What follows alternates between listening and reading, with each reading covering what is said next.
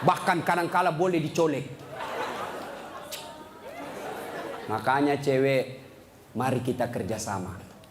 Kami laki-laki jaga mata, tapi tolong Anda cewek jaga akhlak. Biar kami setengah mati jaga mata, kalau kalian gentayangan habis amal kami.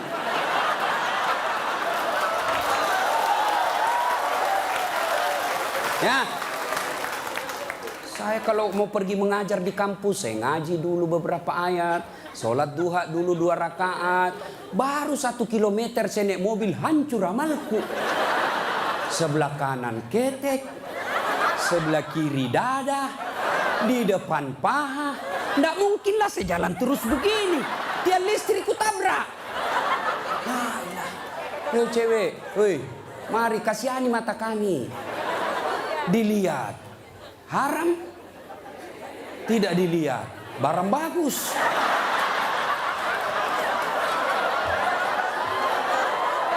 Hei, oke, sekarang banyak perempuan kurang rasa malunya. Dulu kalau ada perempuan hamil di luar nikah, dibuang dari kampungnya, keluar kau menyebarkan aib. Itu dulu perempuan meskipun belum pakai jilbab, tapi dia jaga harga dirinya. Saya zaman SMA kan belum ada jilbab. Kawan saya kalau jatuh ballpointnya, kan tidak pakai jilbab.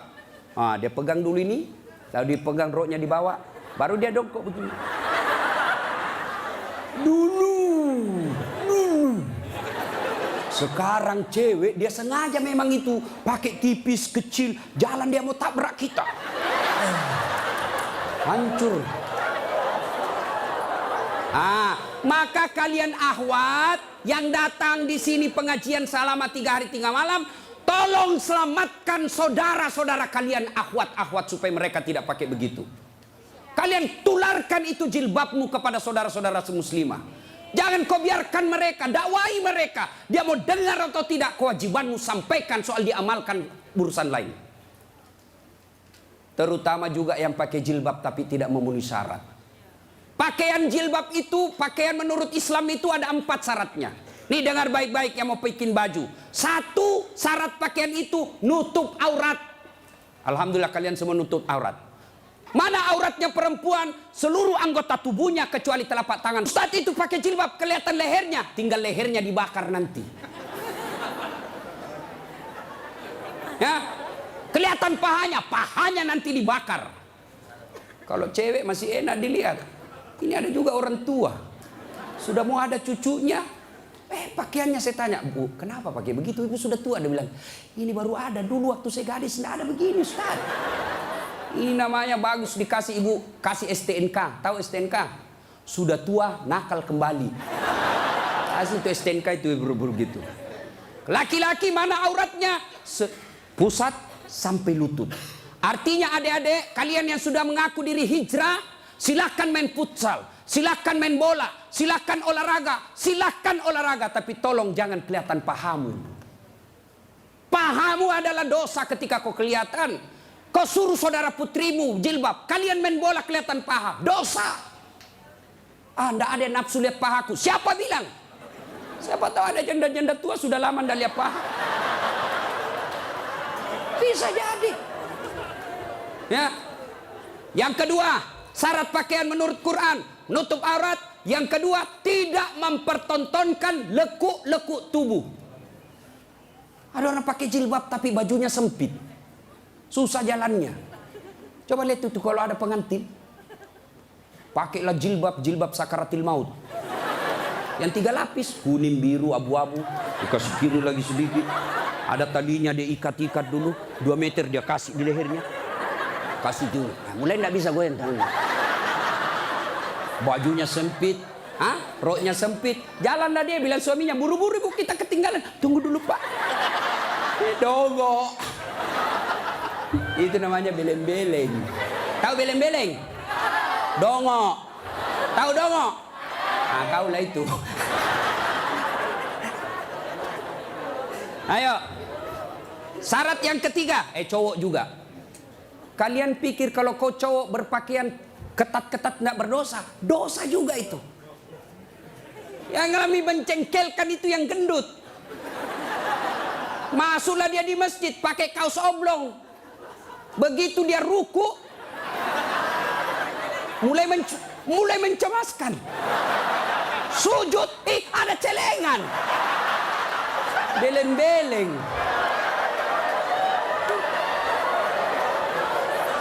Nah, yang ketiga, syarat pakaian yang ketiga, saya ulang, tutup aurat, tidak mempertontonkan lekuk-lekuk tubuh. Yang ketiga, pantas. Apa maksudnya? Kalau saya alumni apalagi Muslim United, saya alumninya, 3 hari 3 malam saya dengar dakwah, maka sebaiknya pantas tidak saya berpakaian begini. Saya pengurus remaja masjid, pantas tidak saya berpakaian begini. Saya muslim terhormat, pantas tidak berpakaian begini. Saya pejabat, pantas tidak saya berpakaian begini. Saya muslimah, pantas tidak berpakaian begini. Tanya kepantasannya. Itulah sebabnya agama Islam mengajarkan ketika aku berpakaian, tanya, yuk pantas tidak pakaian begitu. Dan ini pakaian ternyata menyelamatkan kita dari dosa. Mana buktinya? Saya. Kemana-mana saya pakai begini. Cuma kadang-kala dia gosip saya itu pegawai bank. Kan saya mana-mana pakai sarung. Saya masuk nabung, ada pegawai, apa sih itu yang namanya terima-terima duit? Teller. Hah? Iya teller. Dia gosip. Dia apa? Salah masuk. Dia kira masjid. Dia kira saya masuk masjid, saya pakai sarung. Saya dengarlah saya, kenapa? Saya pakai sarung koin sibuk. Nggak jadi saya nabung, pulang saya. Orang kalau pakai muslim begini, baju koko, gamis, insya Allah terpelihara dari dosa. Saya jalan tiba-tiba di mall banyak cewek cantik, nggak mungkin saya lihat. Kenapa? Saya malu. Masa Ustadz lihat yang cantik? Terpaksa dilihat, ya lihat sedikit aja. Sudah. Ayo, ibu-ibu, mau ndak suamimu terhindar dari tempat-tempat maksiat? Keluar, suruh pakai peci, pakai songkok, pakai gamis. Ndak mungkin dia pakai begini pergi main biliar. Hah? Maka suruh pakai itu. Ada di Makassar, saya sudah suruh pakai Ustaz, tapi di mobil dia ganti. Memang sudah tabiatnya itu, sudah bajingan. Ya, yang keempat, syarat pakaian yang keempat adalah indah. Ternyata Allah tidak meninggalkan keindahan. Allah tidak melarang kita keindahan dalam berpakaian, tapi dengan catatan tertib aturannya. 1, tutup auratmu. 2, jangan kau tontonkan lekuknya. 3, pantas. 4, indah. Ini sistematis, tidak boleh ditukar. Sayang 1000 sayang kita bikin pakaian. Indah nomor 1, nutup aurat 19. Akhirnya pakaian kita seperti yang kita lihat sekarang ini. Yang di atas turun ke bawah. Yang di bawah naik ke atas. Ketemu di tengah. Tipis, sempit, kecil. Dongo. Nah, qillatul haya, kurang rasa malu. Yang keempat, yang bisa menghancurkan amal kebaikanmu, kata Nabi, qaswatul qalbi. Apa itu? Keras hati. Apa itu? Tidak mempan nasihat. Selesai dengar ceramah, tidak ada perubahan. Apa malah dia bilang? Siapa panggil itu Ustadz dari Sulawesi? Saya. Lain kali tidak usah undang. Kenapa? Tidak enak ceramahnya. Kenapa? Masa 6 dia bahas, saya terus dia kena. Keras hati kau. Selesai dengar ceramah, larang merokok. Malah dia bilang, apa tahu rokok apa? Memangnya saya minta duitmu? Keras hati. Ada perokok di sini? Ada?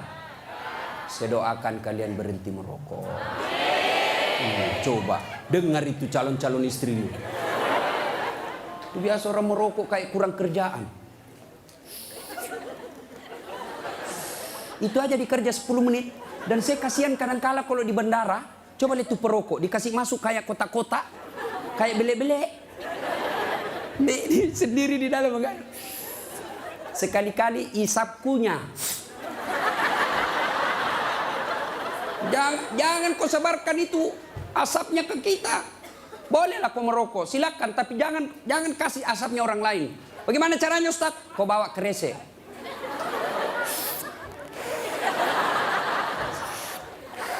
Itu bebas polusi. Ibu-ibu setuju enggak suaminya berhenti merokok? Kalian membenci 9 naga. Kalian membenci mereka-mereka itu. Tapi kalian beli rokoknya. Kalau kalian mau hancurkan mereka, berhenti kau merokok. Lebih baik itu rokokmu anak muda, kau tabung, lamar cewekmu. Kau juga cewek, jangan terlalu lama mau dipacari. Ini pacaran Islami Ustaz, pret. Pacaran syar'i. Mana ada pacaran syar'i cilaka? Dengar ini cewek. Kau sudah 2 tahun dipacari tidak dilamar-lamar, berhenti kau. Kasih tahu itu cowokmu. Motor aja dicicil 1 tahun sudah lunas. Kamu sudah 2 tahun dipacari tidak dilamar-lamar. Modal 10.000. Roti 1, teh botol 1, autan 2. Modal 10.000 malam minggu. Qaswatul qalbi, keras hati, tidak mempan nasihat. Mereka yang selesai dengar dakwah tapi tidak ada perubahan, itu yang disindir oleh Allah. Watawa'un alaihim a'anzartahum la yu'minun. Kau sampaikan ayat Allah atau tidak, kau ceramai atau tidak, sama saja mereka tidak akan beriman. Keras hati, habis amalmu. Yang ke-5, penghancur amal, tulul amal. Apa itu? Panjang angan-angan alias malas. Dan yang ke-6, wadzalimun la yantahi. Perbuatan zalim yang tidak bisa dihentikan. Zalim kepada Allah, tidak sholat. Puncak kesaliman kepada Allah, tidak sholat.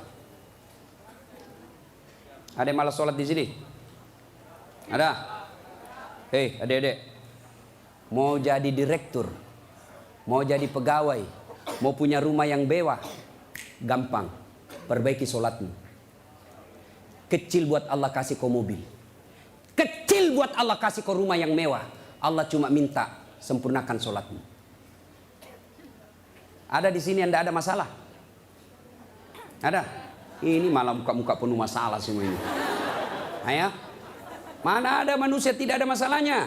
Istri cantik, kau kira bukan masalah? Masalah digoda orang. Apalagi kalau suaminya jelek, lebih masalah lagi. Berarti bagus kalau istri jelek. Istri jelek dihina orang, kita lagi yang malu jalan sama dia. Duluan aja dek, nanti kita ketemu di gedung. Sampai deket tuh tidak muncul-muncul suaminya. Mana kau bang? Tidak jadi, saya mencret. Istri jelek masalah, istri cantik masalah. Mana ada orang tidak ada masalahnya? Kita kuliah apa masalah? Mau sarjana. Sudah sarjana selesai masalahmu? Tidak, mau punya kerja. Sudah punya kerja selesai masalahmu? Muncul masalah baru. Apa? Mau jadi kepala dinas. Sudah kepala dinas selesai masalahnya? Muncul masalah besar lagi, mau jadi sekda. Sudah jadi sekda selesai masalahnya? Belum, mau jadi wali kota. Sudah jadi wali kota? Mau 2 periode. Mau 2 periode baru dongo. Beleng-beleng. Kau salah, kenapa kau suruh pilih dongo? Mau kok? Ayo, tidak ada orang tidak ada masalah. Ya, maka Allah tidak mengatakan, Das'at, ada masalahmu, kau puasa dulu. Tidak. Das'at, ada masalahmu, kau jadi dokter dulu, kau jadi insinyur dulu, kau kaya dulu, kau anggota DPR dulu. Allah tidak menyatakan itu. Allah cuma minta 2. Ista'inu bisawri wassalat. Sabar, perbaiki solatmu, saya yang selesaikan masalahmu. Itu janji Allah, bukan janji caleg. Kalau caleg mau dipilih, dibagi-baginya kartu namanya. Pilih saya, pilih saya. Ada masalahmu, telepon saya 24 jam. Begitu terpilih, dia ganti nomor HP-nya. Allah janji, pasti Allah tepati. Allah cuma minta, ada masalahmu cewek, kau risau soal jodoh, yuk perbaiki solatmu. Cowok, ada masalahmu, kau sudah sarjana, tidak dapat kerja, yuk sempurnakan solatmu. Saya sudah solat Ustaz. Betul kau solat tapi tidak ikhlas. Hayya 'alas shalah. Asar lagi. Barusan duhur, kau tidak ikhlas. Saya sudah solat Ustaz. Betul kau solat tapi main-main. Mana buktinya? Allahu Akbar. Alaikum. Ya kana mulia. Siratal ladzina. Kau ketawa karena kau bayangkan dirimu.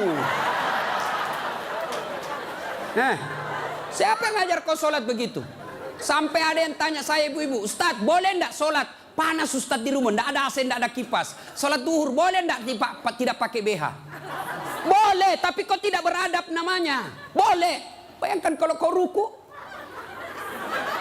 Yang ketawa cowok, ini barengan laki-laki perempuan. Boleh, tapi tidak beradab namanya. Itu kau tidak ikhlas. Saya sholat Ustadz, betul kau sholat. Tapi sholatmu ya tidak seperlunya. Ayo juga sholat Allah.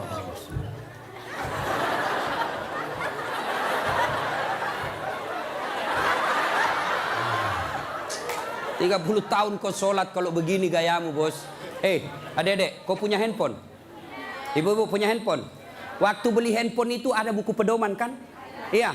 Dan di situ dicatat merah tebal buku pedoman petunjuk pemakaian handphone. Dicatat besar-besar.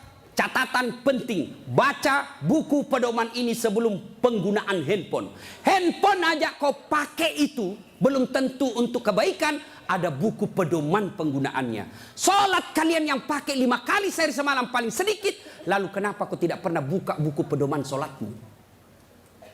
Ya, nah, maka bu bapak perbaiki saja sholat, insya Allah selesai masalahmu. Ya, solim. Zalimun la yantahi. Perbuatan zalim yang tidak bisa dihentikan kepada Allah. Yang kedua, zalim kepada jenis kedua, zalim kepada sesama manusia. Tidak usah zalim kepada tetangga. Ibu-ibu zalim kepada suaminya. Mana ibu-ibu zalim kepada suaminya? Suaminya dijadikan tahanan kota. Baru keluar 1 jam ditelepon. Di mana kau, Pak? Di mana kau? Keluar kau, pulang kau. Bagaimana kita tidak cepat mati? Kita keluar, kau cari sampai di rumah, kau maki-maki. Baik kalau kau cantik, berat badan makin nambah. Duduk makan canggoma, nonton sinetron ngangkat ketek sambil menguap. Kita di jalan semua harum cewek-cewek, sampai di rumah la haula wala quwwata illa billah. Suami zalim kepada istrinya. Contohlah Rasulullah, ya. Rasulullah itu sangat romantis. Maka orang yang zalim kepada Allah adalah tidak menunaikan kewajibannya kepada Allah. Zalim kepada sesama manusia, hak-haknya orang dia serobot. Dan yang ketiga, zalim kepada diri sendiri. Apa zalim kepada diri sendiri? Dia sudah tahu maksiat, tapi dia tetap lakukan. Maka menghindari semua itu, kita hadir di tempat ini sebagai wujud kita cinta kepada Allah. Mudah-mudahan kesalahan-kesalahan kita diampuni oleh Allah Subhanahu wa taala. Banyak yang ingin kita sampaikan, tapi waktu jualah yang membatasi kita. Insya Allah lain waktu dan kesempatan kita akan lanjutkan. Kalau masih mau dengar ceramah saya, gampang. Gimana caranya Ustadz? Ambil handphonemu, buka YouTube, tulis nama saya Dasat Latif. Keluarlah ceramah saya ratusan. Sudah itu jangan lupa kasih tanda begini. Yang ketawa saya serius ini bos. Yang kau kasih begini. Kalau kasih begini dia cari kau malaikat pencabut nyawa. Masa ceramah kau kasih begini? Dah enak perasaan kau lihat ceramah kasih begini bos. Kalau kau tidak senang ya sudah, tidak usah komentar. Nah, cuma cepat habis kota, 1 jam habis menguras kota. Maka saya sediakan ceramah yang tidak menguras kota. Gimana caranya? Follow saya di Instagram. Dasat Latif 1212. Dasat Latif 1212. Sudah ku follow Ustaz, tidak mau putar ceramahmu. Hakul yakin dada datamu. Kau beli kota dulu ya. Nah, sudah ibu bapak, mudah-mudahan ada manfaat. Sebelum kita akhiri, mari kita kirimkan suratul Fatihah kepada Rasulullah Muhammad SAW. Khasiat dan keutamaannya kita ikhlaskan untuk mereka yang merintis pembangunan masjid ini. Yang terkenallah masjid ini seluruh jagat Indonesia. Masjid ini adalah masjid pergerakan umat Islam di Yogyakarta. Mari kita doakan. Mudah-mudahan orang-orang yang berpartisipasi dalam pembangunan masjid ini dan pelaksanaan acara ini, Allah mudahkan hidupnya. Allah balas segala kebaikannya, Allah angkat derajatnya. Dan jika kelak menghadap kepada Allah, Allah hadapkan dalam iman dan Islam. Al-Fatihah. Bismillahirrahmanirrahim.